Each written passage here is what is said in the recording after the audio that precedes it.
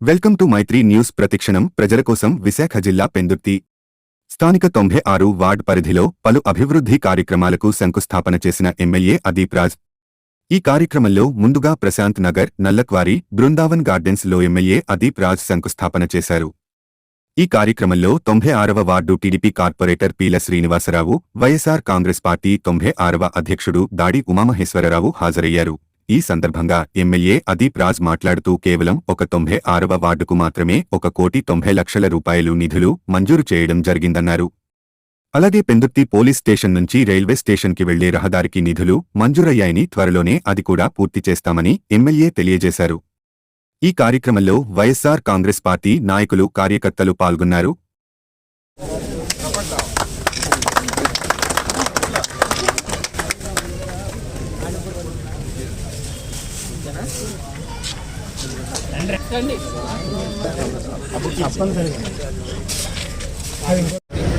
ఏదైతే main road కూడా అనేక సందర్భాల్లో చెప్పినటువంటి విధంగా సుమారుగా 2 కోట్ల పైచలకి వ్యయంతో మరి పగలానిపాలెం మెయిన్ రోడ్ని కూడా వెడల్పు చేసి కొన్ని దశాబ్దాలుగా ఉన్నటువంటి సమస్యను పరిష్కారం చేసిన సంగతి కూడా అందరికీ కూడా తెలిసింది.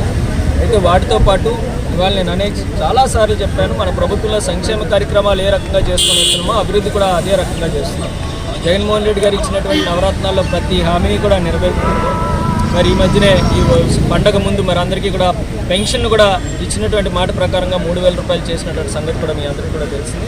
మరి దాంతో అభివృద్ధి కార్యక్రమాలకు కూడా పెద్దపీట వేస్తూ ఇవాళ జీవీఎంసీ నిధుల నుంచి మరి ఏదైతే గతంలో నేను గడపకి తిరిగినప్పుడు కానీ ఇతర సందర్భాల్లో నేను ప్రాంతానికి వచ్చినప్పుడు ఇక్కడ ఉన్నటువంటి ప్రజలు చెప్పినటువంటి వాళ్ళు అడిగినటువంటి రిక్వెస్ట్ మేరకు మరి వాళ్ళు జీవీఎంసీ కమిషనర్ గారికి ప్రత్యేకంగా మరి విన్నవించుకొని మరి 1,91,36,000 రూపాయలకు సంబంధించిన అభివృద్ధి కార్యక్రమాలకి వాళ్ళు శంకుస్థాపన చేయడం జరిగింది. ఇవన్నీ కూడా కేవలం ఒక 96 వార్డుకి సంబంధించి.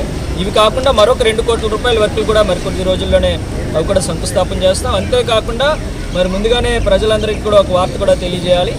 ఏదైతే మన పెందుర్తి పోలీస్ స్టేషన్ నుంచి రైల్వే స్టేషన్ వరకు వెళ్ళేటువంటి దారిని కూడా మరి సుమారుగా 1,67,00,000 రూపాయలతో ఆ రోడ్డును కూడా మరి చక్కగా ఆల్రెడీ టెండర్ కూడా అయింది. మరి కొద్ది రోజుల్లోనే అది కూడా శంకుస్థాపన చేస్తామంటే కూడా తెలియజేసుకుంటూ ప్రజలందరూ ఎన్ని పార్టీలు కొమ్మక్కైనా సరే ఒక పక్క సంక్షేమం, ఒక పక్క అభివృద్ధి ధ్యేయంగా పనిచేస్తున్నటువంటి జగన్మోహన్ రెడ్డి గారు మళ్ళీ ముఖ్యమంత్రి అవుతారంటే తెలియజేస్తున్నారు.